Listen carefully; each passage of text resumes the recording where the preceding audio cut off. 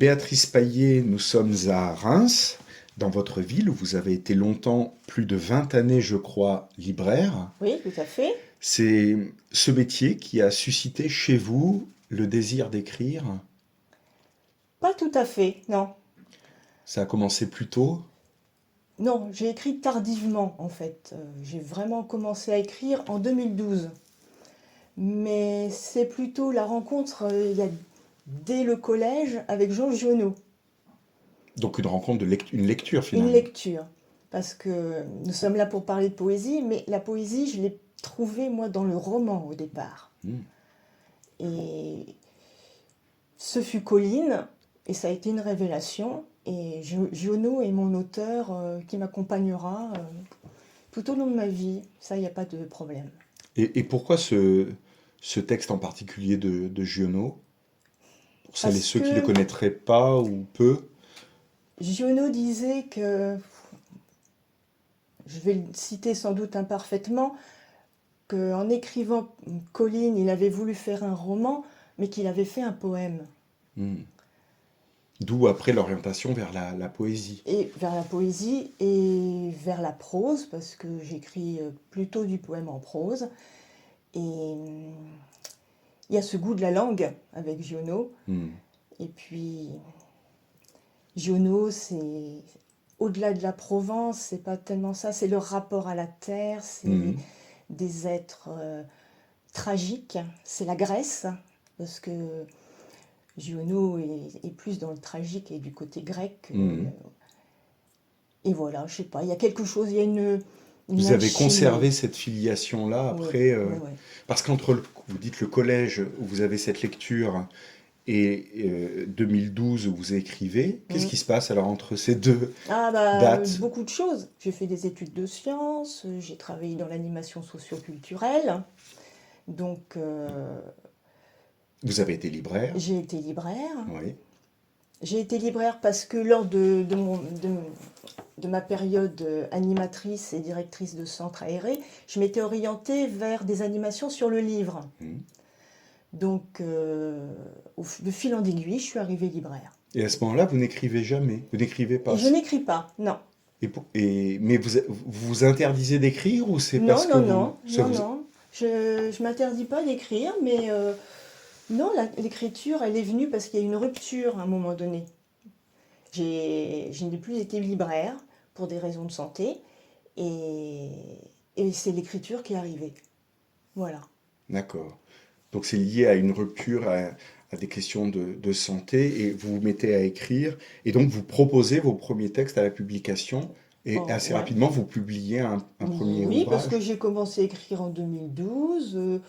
Petit à petit, ben, arrive un moment où on se dit, on va essayer de proposer un texte à une revue.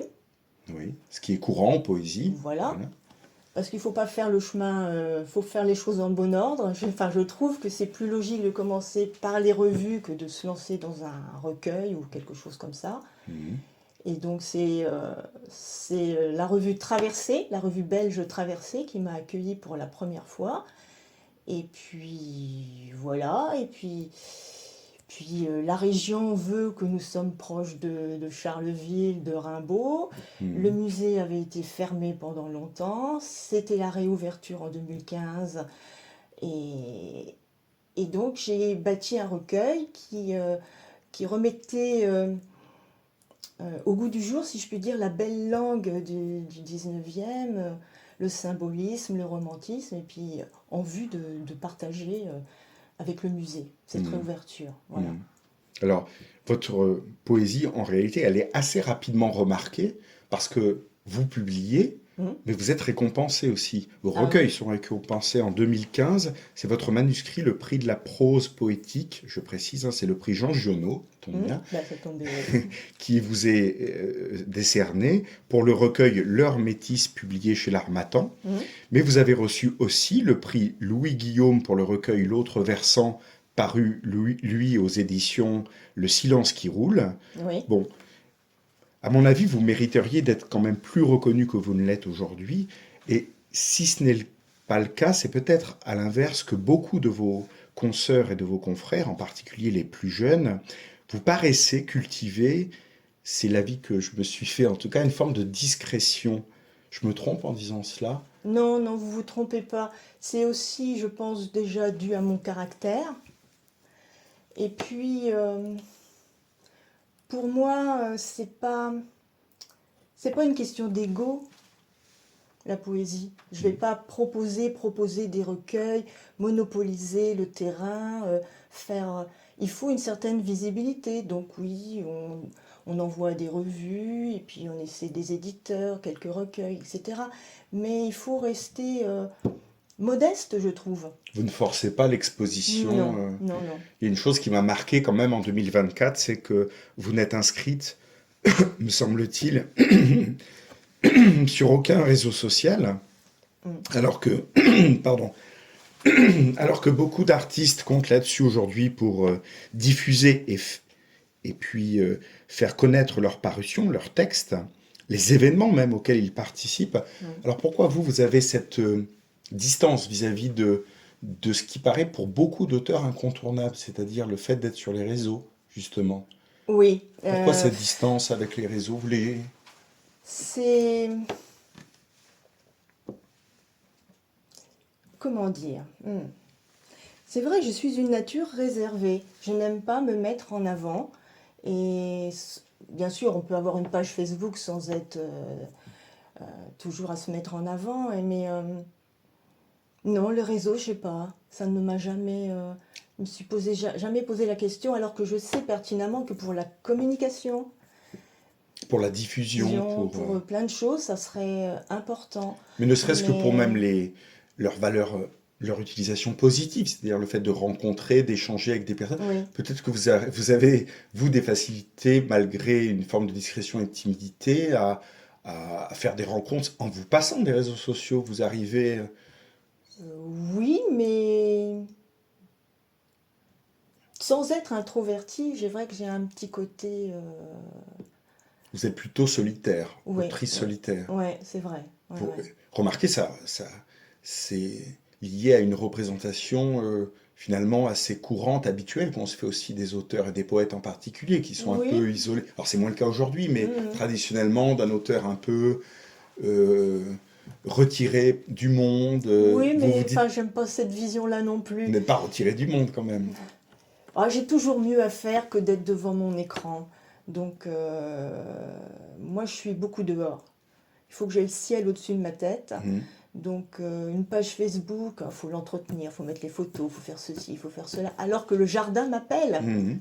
On en parlera à l'extérieur. On en Oui, vous êtes parlera. plus à l'extérieur alors. Oui, voilà. Ok. Et même mon temps d'écriture, finalement, n'est pas si important que ça. Mhm. J'écris le matin. Vous écrivez tous les jours? Non, même pas, Non, pas tous même les pas. jours, c'est par période. Et quand j'écris, c'est entre 6h30 et 9-10 heures du matin. Et puis après, je fais autre chose. Mhm. Et pourquoi pas le soir ou... Je ne suis pas du soir. Oui, donc c'est simplement un Ah rythme oui, c'est mon biologique. rythme. Très bien. Alors, aujourd'hui, il est quand même difficile d'échapper, si je reste sur la ligne de la poésie, à la lecture à voix haute, à l'image, à la Mhm, vidéo, voire à la scène mhm, et à la performance, au spectacle, hein, d'une mhm. certaine façon, pour exister en poésie, vous-même et malgré cette distance avec les autres dont on parlait à l'instant, est-ce qu'il vous arrive de lire vos textes en public? Il vous est arrivé de faire des lectures publiques? Quelques-unes, mais peu, c'est vrai. Et quel souvenir vous en avez? Euh, Est-ce que vous avez trouvé qu'il y avait un bénéfice à tirer de ces Oui, lectures? oui, oui, parce qu'en fait, c'est déjà rencontrer son public, hein, c'est déjà rencontrer des lecteurs, des amateurs de poésie, c'est échanger, c'est plein de choses, oui, effectivement, oui. Mais j'avoue que j'ai peu pratiqué. Hmm. Mm. Et vous imagineriez aller plus loin que la simple lecture, c'est-à-dire être accompagné par des instruments, Non, faire je quelque chose de m'imagine plus. mal. Franchement, je m'imagine mal. Hmm. Je, j'ai du mal à être sur le devant de la scène. Hmm. Et comment vous jugez, si je puis dire, les auteurs et les poètes qui, justement, eux, par contre, n'ont aucun mal à franchir ce cap de la, comment dire, la scène, Ouais. la mise en voix, la mise en musique, la mise en spectacle de la poésie. Cette espèce pas de transformation, mais d'association du texte poétique ou de la voix poétique à une forme de spectacle qui la rendrait un peu plus vivante, plus... Plus vivante, enfin, pour moi, la poésie, elle est vivante, elle n'a pas forcément besoin d'être plus vivante. Il faut. Par contre, les spectacles, oui, c'est très bien en fait. Mais moi, je fais une distinction. Enfin, moi, il me faut la sincérité. Si c'est une performance pour la performance, pour une question d'ego et se mettre plutôt soi en avant que la poésie, euh, c'est dommage. Oui, vous pensez que parfois, finalement, c'est l'auteur et le diseur de Oui, texte qui est plus mis en avant que oui, le texte lui-même. ouais, Oui. ouais, ouais. Et ça, c'est gênant du coup. Du coup, c'est gênant, ouais. Hmm. Mais du moment que la sincérité est là, il n'y a pas de problème. Hmm. Et au contraire, il y a de très belles choses qui se font, lecture et musique, oui. Hmm. Mais j'aime pas le mot de performance. On ne Hmm. performe pas en poésie. En poésie, oui. Non, je trouve que ça va pas. Pourquoi ce terme de performance, il vous plaît pas? Il renvoie Il renvoie à des valeurs à peut-être? des valeurs, comment je veux dire, d'entreprise. Hmm. De, de productivité, Oui, des choses comme ça. Et de je trouve que, concurrence? oui, qu'on parle plutôt de mise en voix, de, je sais pas, de quelque chose de plus joli, de plus poétique, que ce terme a été Hmm. mal choisi. Hmm. Mm. Et bon, si je creusais cette idée de la discrétion et de la modestie, hein, devrais-je ajouter, c'est un terme que vous avez employé, à laquelle je crois vous concernant, je serais tenté de vous demander si vous vous dites facilement poète ou poétesse. Non, je le dis pas facilement, effectivement. Lorsque l'on vous interroge, par exemple, ou lorsque vous Non. vous présentez en tant qu'autrice, comment vous vous présentez? Je dis que j'écris, et puis si on me questionne un peu plus, je vais dire que j'écris plutôt de la poésie. Hmm. Voilà. Et ça dépend. Mais ça vous Pas. déplaît pas quand même lorsqu'on Ah dit non, que non, vous êtes non. poète Non, ou non, poète? du tout, du tout. Euh, Quand je suis. Parce que j'évolue dans différents milieux et je n'en tire pas fierté d'être poète et d'écrire de la poésie et d'être publié. Et je ne veux pas. Et des fois, on peut être la bête curieuse. Ah, elle écrit, c'est de la poésie, bon voilà. Non, c'est.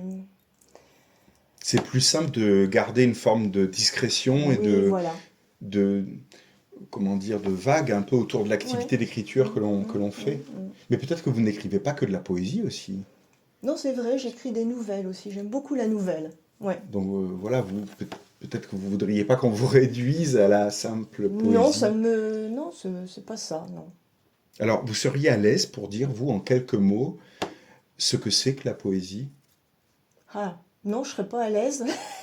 Parce qu'en fait, elle est multiple, multiforme. C'est déjà une manière de la définir que de dire Oui, ça. mais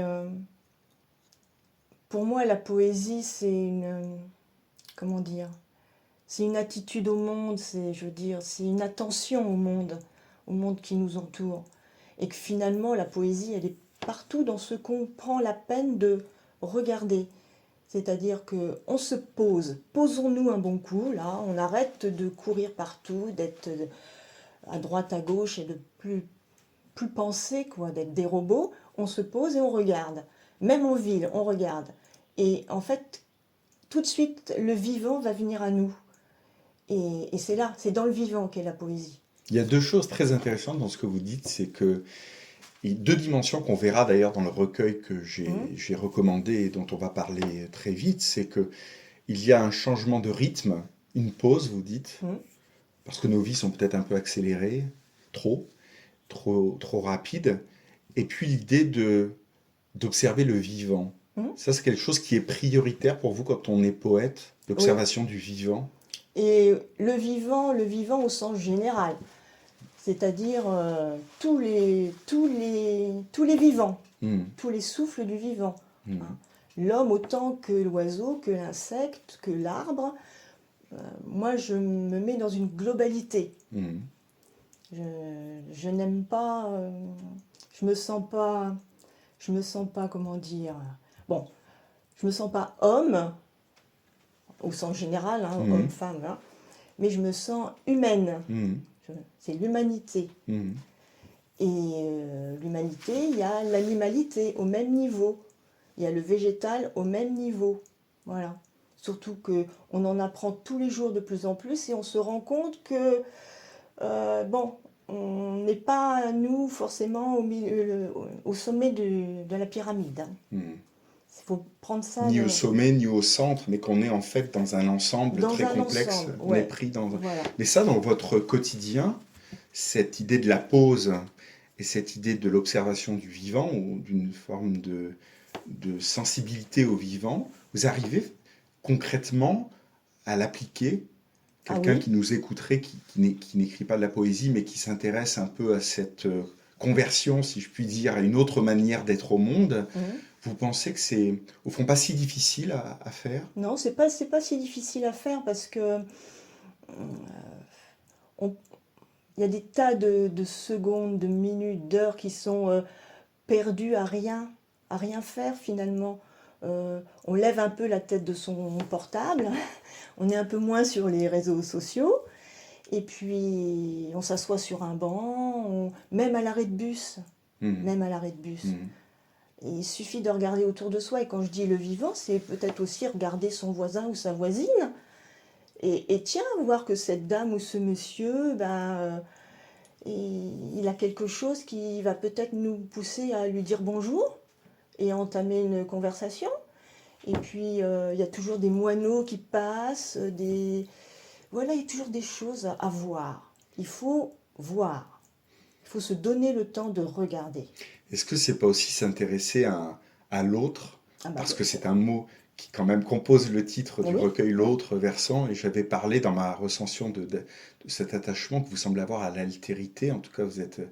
ouais. Est-ce que c'est pas, c'est ça, c'est l'intérêt pour l'autre? C'est l'intérêt pour l'autre. Ouais, Hmm. ouais, ouais. Et l'autre, quel qu'il soit. Hmm. Voilà. Alors, justement, venons-en à ce recueil L'autre versant qui finalement évoque bien toutes ces dimensions que Mhm. vous avez évoquées dans le quotidien, mais là, on va le voir dans le texte littéraire. L'autre versant qui est paru, je le disais en introduction aux éditions Le Silence qui roule en 2023 et illustré en couverture par Marie Alloy. Alors, ma première question, elle est simple à poser, mais elle sera sans doute difficile à répondre. C'est qu'est-ce qui a pu toucher, selon vous, le jury qui a récompensé votre recueil, le jury du prix Louis Guillaume qui vous a récompensé? Ah, Est-ce que vous savez ce qui lui a tant n- plu? non, je sais pas tellement, finalement. Hormis le fait que, bon, C'est le- un recueil qui est apprécié en général par les lecteurs qui l'ont découvert. oui, Vous ouais. arrivez quand même sans bien sûr être...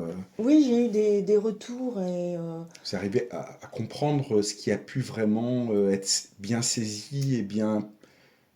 oui, c'est-à-dire que dans les retours que j'ai eus, beaucoup de personnes m'ont dit que c'était souvent ce qu'ils avaient ressenti dans leurs promenades ou voilà, au contact de la nature.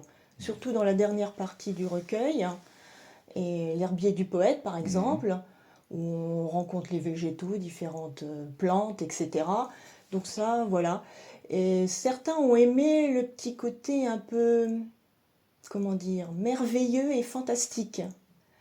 Parce qu'il y a toute une partie au milieu, Mhm. avec Grand et 10 mois, qui sont assez déroutantes.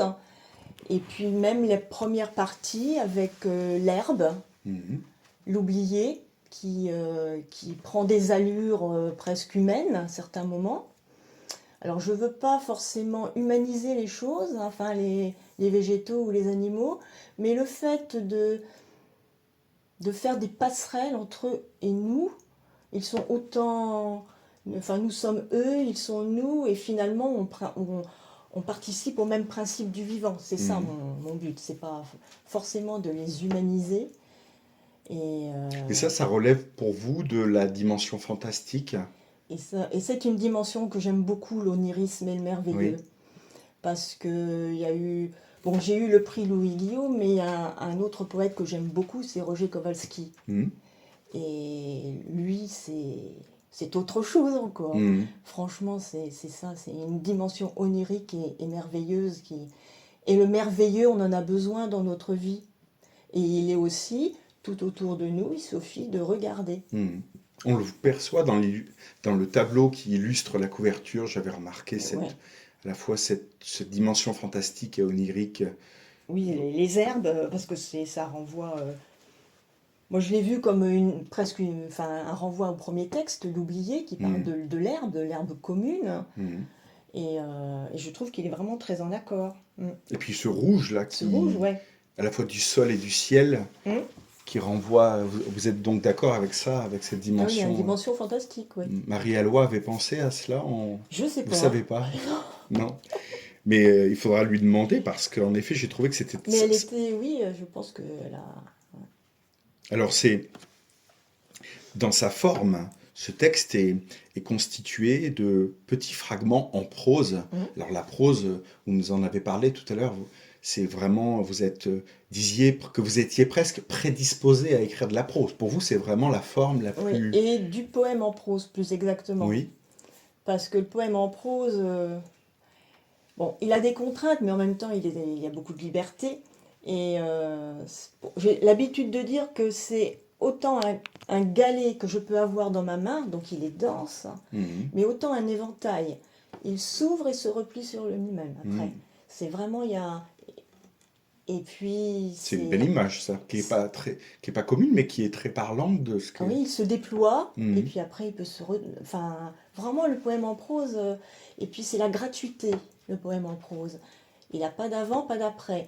Alors là, il est inséré dans des suites poétiques, mais on peut les retirer. Mhm. Chacun peut vivre indépendamment. Mhm. Et c'est ça Et aussi. c'est quoi la contrainte, vous dites Ben, la contrainte, c'est il faut qu'il soit assez bref, hein. Il faut qu'il soit gratuit, Mhm. donc qu'il n'est pas sans avant ni après. Il est juste, il se suffit à lui-même. Mhm. Voilà. Alors, la brièveté de cette prose, en effet, elle est très visible, puisque, je le disais, ce sont des fragments. Hein. Le recueil fait au total près de 100 pages, c'est donc un Mmh. livre relativement dense aujourd'hui pour de la Mmh. poésie, hein. Mais que trouvez-vous peut-être d'avantageux et de fructueux en faisant le choix du fragment? Je précise quand même pour les gens qui ne l'auraient pas encore lu qu'il s'agit ici de courts paragraphes de quelques lignes, hein, rarement Oui. plus Voilà, de c'est 10 5 à 10 lignes. lignes. Voilà. Ouais. Alors, qu'est-ce qu'il y a vraiment à part peut-être vous disiez le fait qu'il se suffise à lui-même, le fait qu'il ait ce repli comme ça sur lui-même, mais à part cela, qu'est-ce que vous y avez trouvé, qu'est-ce que vous pourriez trouver d'autre d'avantageux à cette poésie en prose, enfin, à ces fragments À plutôt. ces fragments, bah, c'est d'aller, on va dire droit au but si on veut, mais Mhm. c'est qu'il soit dense, qu'il soit concentré. On met le maximum dedans. C'est Mhm. la substantifique moelle, c'est quelque chose qui se déguste et qui va rester longtemps en mémoire. Mhm. C'est le but cherché, enfin, et qui Ce est... qui, ce qui est pas très, ce qui n'est pas ce qu'on pourrait imaginer au Ah départ ouais, avec la ouais. prose, parce qu'on Non. imagine que la prose, elle étire au contraire Oui, le mais ça, texte, c'est dans le etc. roman. Eh oui, Mais et dans c'est le pour ça qu'il faut poème bien le en prose, préciser ici. En réalité, ici, dans la il y a une poésie, densité. C'est pour ça que souvent j'écris des recueils assez brefs. Là, c'est vraiment le grand maximum. hmm, C'est à la demande de Marie-Aloi que j'ai étoffé le recueil. Et en fait, il est très équilibré maintenant. Il est vraiment hmm, bien. Il manquait peut-être quelque chose, oui. Mais c'est vrai que je fais plutôt des recueils brefs parce que j'ai une densité d'écriture.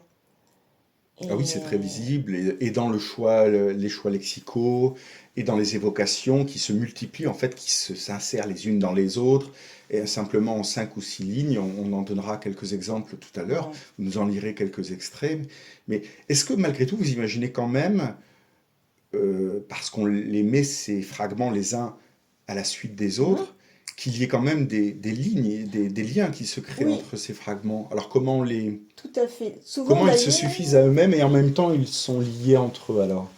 Bah, ça, c'est le fait enfin, c'est dans l'entraînement de l'écriture. Hmm. Souvent, ils vont par paire, en fait. Hmm. On sent que dans une idée, j'ai pas forcément eu assez de mes 5 6 lignes et qu'il y a un écho dans le suivant. C'est souvent comme ça. Ils sont souvent par paire. Ouais.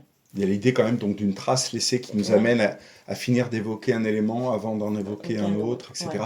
Donc il n'y a pas des ruptures non Ah plus non, il n'y a très pas de rupture non plus. nettes. Mais il est vrai que si on, tous peuvent être retirés et vivre séparément leur vie de poème.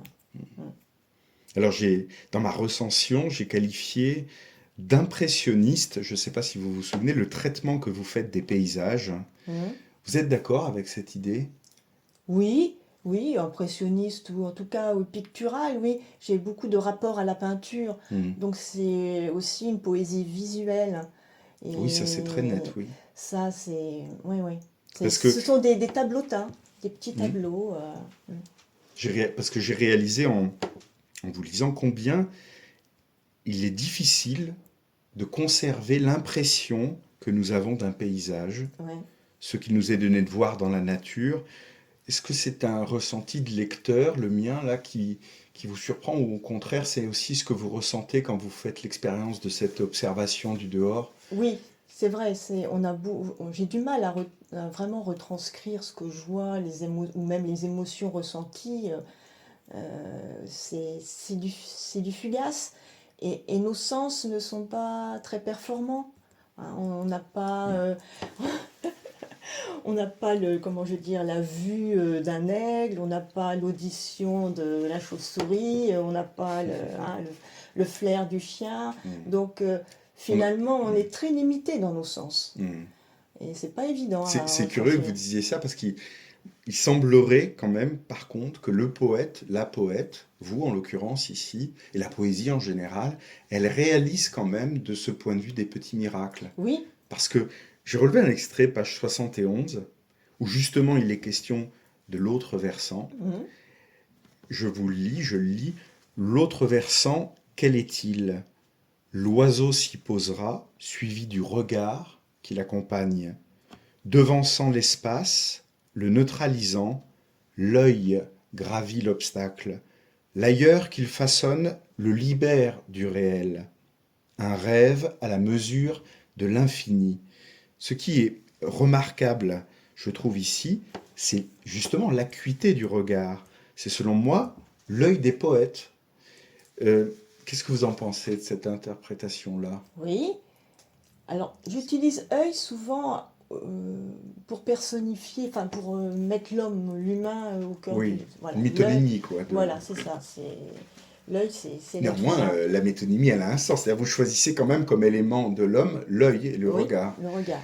Et peut-être pas tous les hommes, peut-être. Est-ce que le poète, justement, a cette particularité-là De poser un œil avec plus d'acuité sur le monde qui l'entoure. Oui, ouais, ouais, tout à fait. Vous aviez conscience de dire cela en écrivant Ah oui, ces tout à mots? fait. Oui.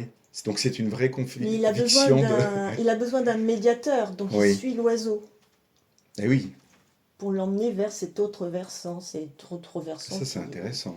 qui est l'autre, Hmm. qui est très proche de lui aussi, hein, mais qu'il Hmm. ne voit pas.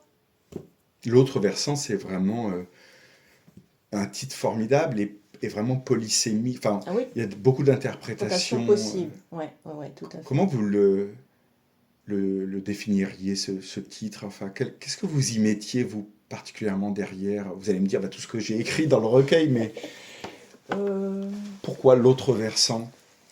L'autre versant, c'est ce vers quoi on va tout le temps. On va vers un autre versant, quel qu'il soit. Et il reste à découvrir. Et donc c'est le chemin, c'est le voyage. Et c'est le voyage, c'est l'altérité. Le premier versant, c'est l'altérité. Il faut aller rencontrer l'autre, Hmm. quel qu'il soit. Végétal, animal, humain. Il n'y a pas que la dimension de la pause, du coup, il y a la dimension aussi du Ah, du déplacement, de la déplacement. mobilité, des Mm. choses qui changent et Mais qui évoluent. oui, oui, oui, oui, oui, tout à fait. Mm. Ouais, ouais. Et alors, ce passage où je souhaitais mettre en avant justement l'importance du regard, de l'œil, m'amène à une autre dimension remarquable, vraiment je le dis, de votre recueil lié au point de vue, à la place depuis laquelle vous observez le paysage. Alors dans la vie quotidienne, vous avez donné quelques exemples au début de l'entretien en Mm. parlant, bah, on pourrait être à un arrêt de bus, on pourrait être sur un banc, mais Mm. là je veux parler dans votre texte de la fenêtre, Mm. de la porte-fenêtre, Mm. on ne sait pas toujours, mais c'est quand même quelque chose qui est récurrent dans la littérature, hein, la Oui, oui, fenêtre. tout à fait. Bon, Ouais. qu'est-ce qu'elle symbolise pour vous? Quelle place vous lui accordez à la fenêtre dans votre recueil? Est-ce- Avant d'ouvrir notre porte, des fois c'est difficile d'ouvrir sa porte à la vie pour qu'elle entre, à l'inconnu, etc. On ne Hmm. franchit pas les portes, mais on va être à sa fenêtre et on va regarder, on va guetter et on va se dire ah, ça serait bien que j'y aille. Mais au départ, des fois, on est timide, on n'ose pas y aller. Ça renvoie à votre personnalité, là, hein. Peut-être, ouais, Donc c'est difficile de faire rentrer l'inconnu, c'est difficile d'aller vers l'inconnu voilà. aussi. L'altérité, c'est pas facile, C'est c'est pas pas. facile, non, non, Hmm. non. Donc, la fenêtre, c'est le médiateur. C'est ce qui permet, avant de sortir, eh ben, on est à sa fenêtre, si on veut, on regarde. Hmm. Mais on, on en a vite assez de regarder, parce que le flux est là, qui nous appelle, et c'est le vif, c'est la vie, et il faut y aller, il faut se Hmm. lancer.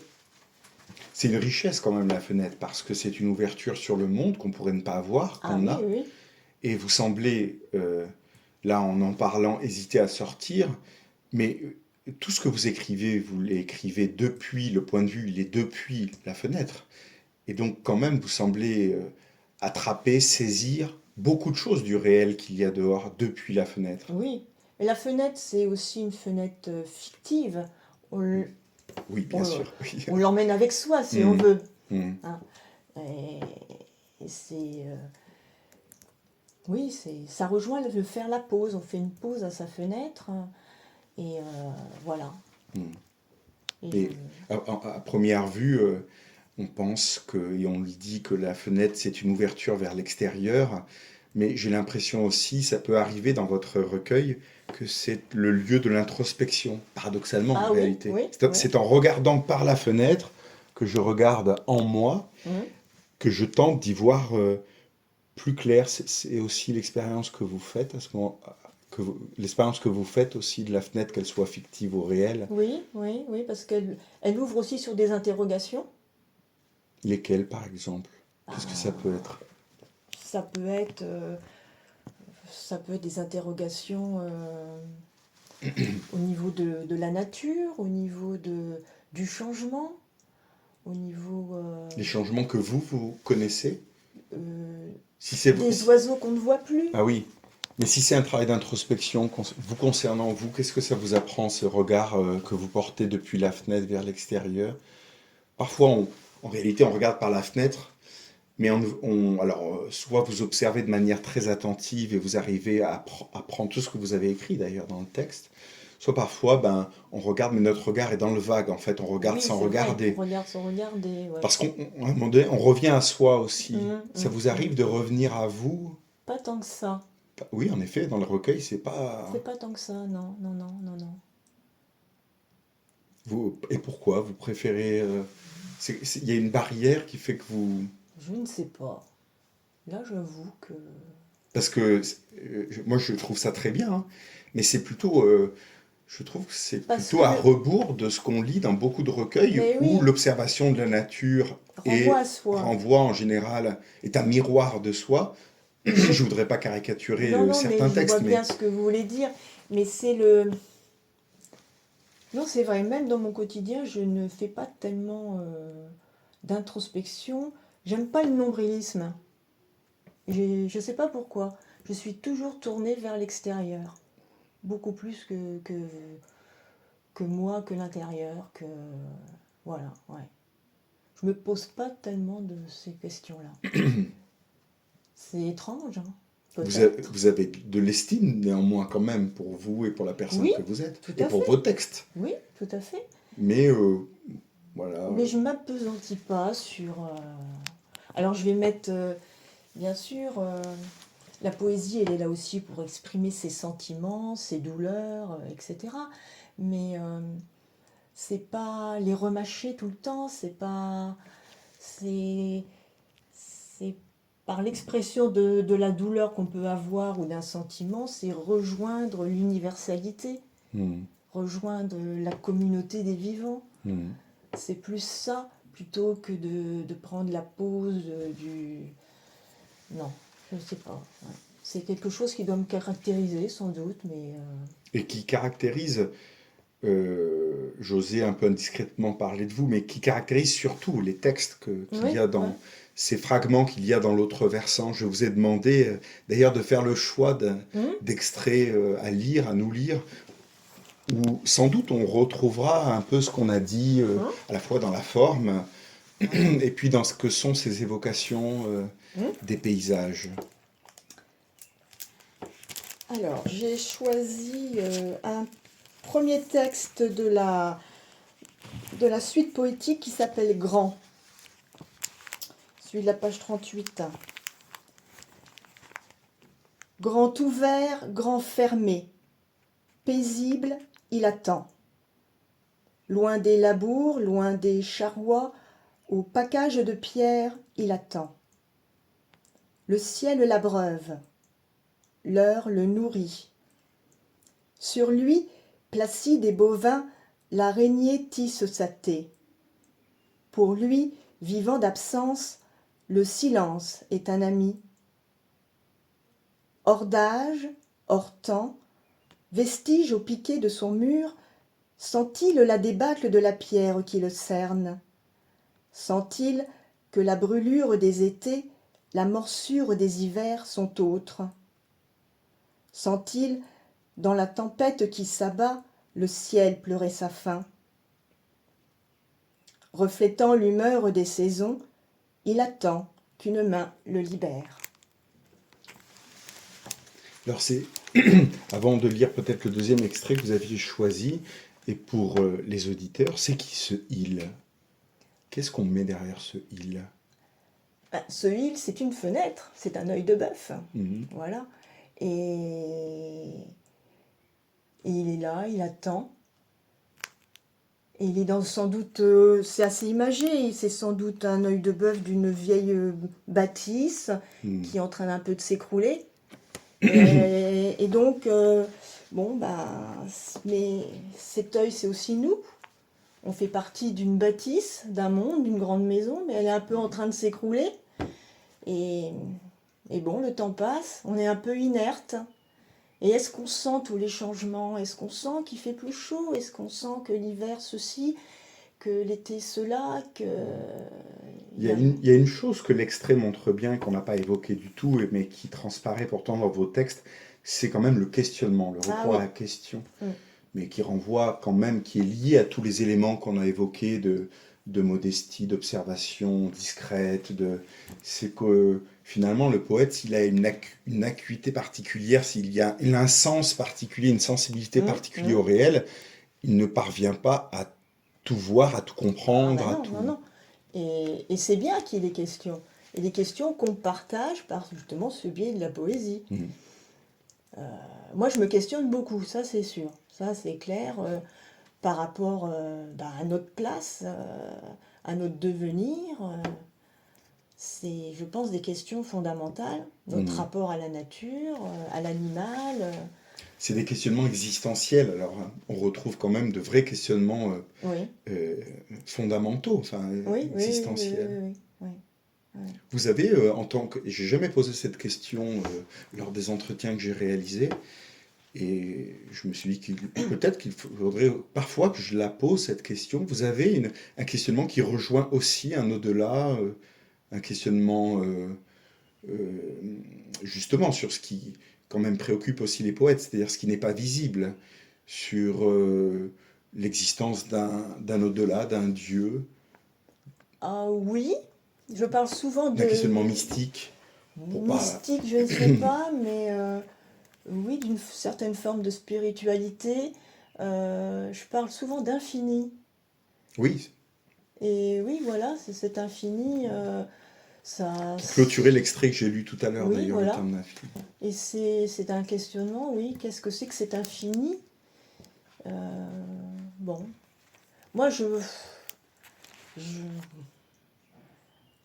j'ai pas de, comment,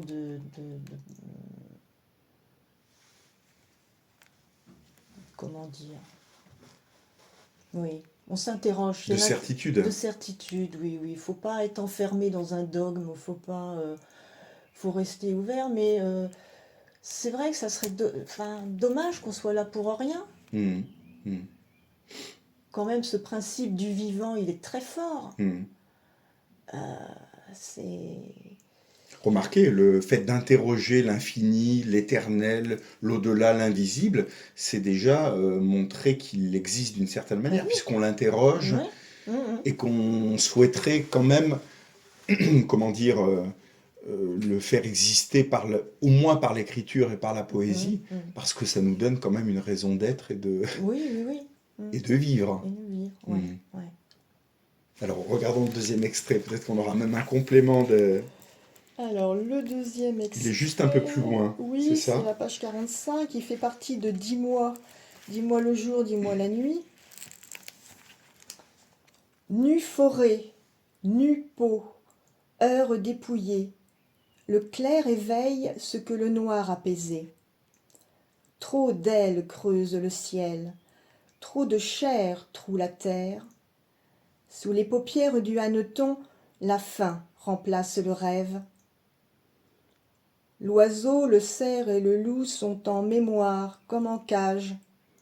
Artisans de la nuit, ils usent la faim, façonnent de nouveaux mots, de nouveaux rêves, pour que, paupières closes, le hanneton n'écoute plus sa peur. Hmm. Très beau texte, très beau choix où on montre aussi, où vous montrez, enfin où on peut prendre conscience en fait que vos textes sont peuplés du vivant. Mm. Ça c'est absolument incontestable. Et ça nous amène en fait directement à notre troisième partie parce que je le disais, votre prose poétique est tournée vers le dehors, vers la nature. Et finalement, quel rapport vous avez en tant que poète à ces deux dimensions du réel et en particulier la nature? La nature, je la ressens, c'est peut-être extrême de dire ça, mais comme une sœur, physiquement.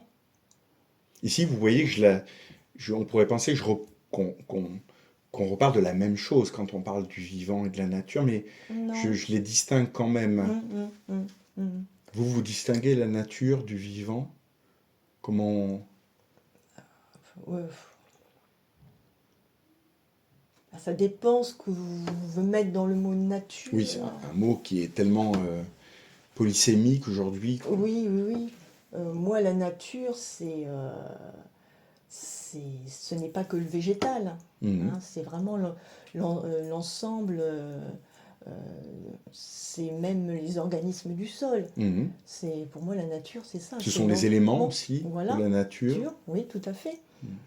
Donc, Il y a par exemple des lieux de la nature que vous souhaiteriez explorer pour l'écriture en particulier, que vous n'avez pas encore exploré, oui, parce que euh, finalement vous la traitez de façon globale, global, de et, façon même parfois un peu onirique, ouais. merveilleuse, Hum, fantastique, hum. mais Mais ça reste plus une nature, on va dire, de campagne, si on veut. oui, Voilà. Il n'y a pas le grand souffle maritime de la mer, ou il n'y a pas l'appel de la montagne, ou des choses comme ça. Effectivement. Et la montagne, mais la montagne m'impressionne. La pierre m'impressionne. Et j'aimerais, c'est vrai que je pense que c'est des dimensions, et à ce compte-là, c'est peut-être des lieux où on peut s'interroger plus sur la spiritualité, l'infini, ou des pour quelle choses comme raison? ça, à cause de la vastitude, de l'immense. Ah oui. Ouais. C'est-à-dire qu'à la fois on est impressionné, on se sent un peu... Alors du coup on se sent là un peu petit par rapport à cette Et immensité de oui, la et nature, à la oui. force de la Et nature, peut-être que etc. ça nous remet à notre place, à notre vraie Oui. place. Est-ce qu'il faut faire l'expérience des lieux pour écrire de la poésie? Pas, sur- je pense pas vraiment, non. Non. Mais ça peut aider. Pas forcément à écrire la poésie, mais de Hmm, toute manière à nous enrichir notre imaginaire. hmm. Parce qu'il y a ça aussi, la langue, c'est la richesse des mots, Oui, on l'a vu dans les extraits la que vous avez richesse, choisis. c'est notre imaginaire. Hmm. Euh, Parce des que vous fois, savez en éco-poésie, par exemple, on distingue parfois les auteurs qui font l'expérience de l'écriture au sein de la nature, ouais, c'est-à-dire en même temps qu'ils vivent ouais, l'expérience sensible de la nature, ou mm, des éléments naturels, qu'ils soient ceux de la campagne, un peu plus paisible comme on l'imagine parfois, ou une nature plus extrême, mm, et ceux qui vont faire une expérience de l'écriture de la nature, mais à leur table. mm, Et donc ce sera une expérience plutôt de la retranscription et de ouais, ouais, l'imagination. mm. Vous, Mais c'est comme le peintre qui peint sur le motif ou en atelier, quoi. C'est un peu pareil. et alors vous seriez plutôt Euh, dans, je n'aime pas dire catégorie, mais vous seriez plutôt dans l'atelier, dans le bureau, à la table de travail, ou plutôt Bah, ça dans la dépend nature? parce que je pense qu'il y a les deux volets. Il faut être dehors, ressentir les éléments, mais pas forcément écrire de suite. Et qu'après, il y a une maturation qui se fait. Et c'est là qu'on écrit, quoi. Donc l'écriture, vous la faites, vous la pratiquez le matin, vous disiez, Oui. mais c'est plutôt à une table Ah oui, à oui, oui. l'intérieur. À l'intérieur, oui. Mm. Oui, oui. Oui, parce que si je suis à l'extérieur, je suis happée par le vivant Vous vivez l'expérience pleinement. et je peux Mm. pas écrire. Mm. J'écris mentalement sans m'en apercevoir. C'est ce qu'on fait tous, quoi. On Mm. s'enrichit de ce qu'on voit, de ce qu'on vit, et ça ressort après. Vous sauriez expliquer ce que c'est ce travail de maturation entre l'expérience qu'on a fait de l'extérieur et puis le moment où l'on va écrire ce qu'il en C'est est. difficile parce que à expliquer parce que les poèmes souvent ils arrivent, ben on ne sait pas trop d'où ils viennent, Donc c'est une maturation peut-être un peu un inconsciente. peu inconsciente, et c'est en écrivant des fois plusieurs vers que on se rend compte que ah oui, ça renvoie à quelque chose qu'on a vécu il n'y a pas si longtemps. Mais au départ, on ne le voit pas forcément. Ça, c'est clair. Ouais.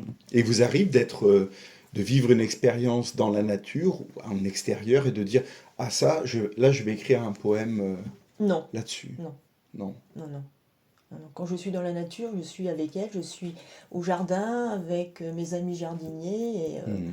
et on fait vivre le jardin. Mhm. Voilà.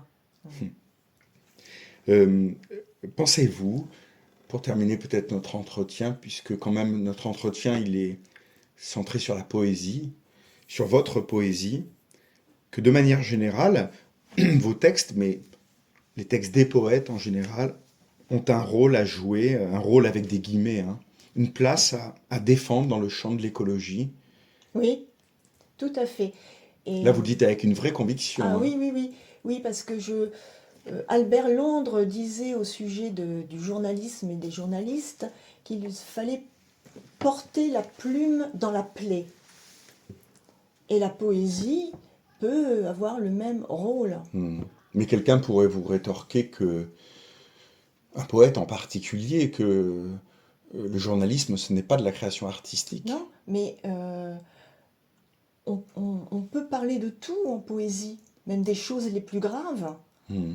tout en gardant la poésie. Il ne faut pas que ça devienne un pamphlet, il ne faut Hmm. pas que ça devienne un tract. Hmm. Ça, c'est tout le travail du poète. Hmm. Mais on peut parler du changement climatique en poésie. Il ne faut pas s'interdire des sujets graves. D'ailleurs, il y a des tas de poètes qui ont parlé de choses beaucoup plus politiques.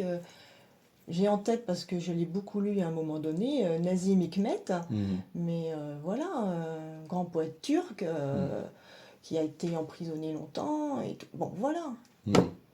Et il a eu des textes magnifiques sur ça. Est-ce que c'est les circonstances aussi qui font que parfois les auteurs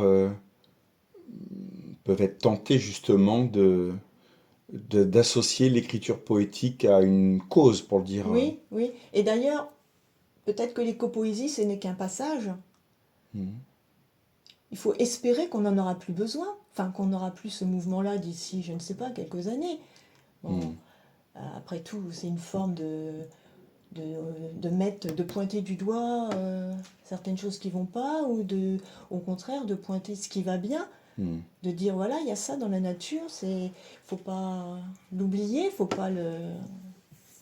Est-ce que cette conviction que vous avez, elle est liée à une inquiétude que vous pourriez avoir légitimement pour l'avenir de nos sociétés À la fois oui, mais dans tous mes poèmes, je dis toujours que c'est ouvert. Le choix, c'est nous qui l'avons. Il y a beaucoup de choses qui se font de positives. On ne les voit pas parce que malheureusement, souvent, on nous propose que le négatif. Mais non, non, tout est ouvert et on a notre destin dans les mains. Et si on s'y met tous, il n'y a pas de problème. Merci de terminer sur cette note positive, Béatrice Payet. Merci beaucoup de m'avoir accordé ce long entretien à Avec Reims. plaisir, David. C'est vraiment un très bon moment qu'on a passé Oui, c'est ensemble. vrai. Merci.